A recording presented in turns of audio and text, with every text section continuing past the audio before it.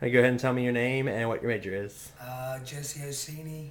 I'm an accounting major with management degree as well. Okay. Now that you've done the homeless challenge, what image comes to mind when you hear homeless person?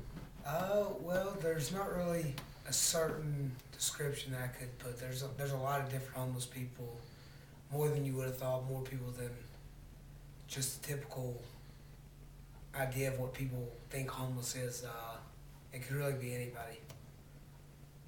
Is that any different than your answer before the trip?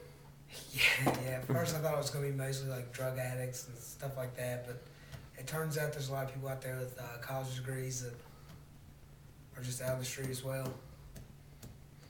What was the scariest part of the trip? The scariest part of the trip was meeting people with similar business degrees that have just been or had their homes foreclosed on. Knowing that could really happen to anybody. It's not just a certain type of person that it has happened to or will be happening to in the future. It could be really anybody, and that's probably the most worrisome part of it. What was the most rewarding part? Coming home.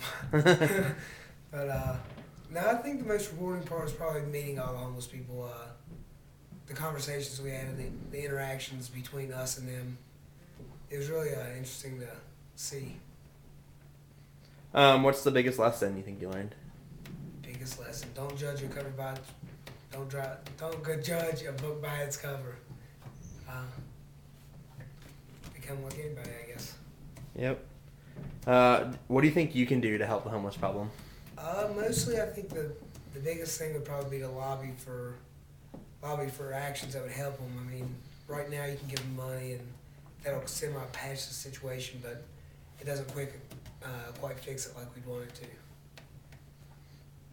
What if someone came up to you and said they were thinking about doing the challenge? What would you say? I'd say go for it. It's completely eye-opening.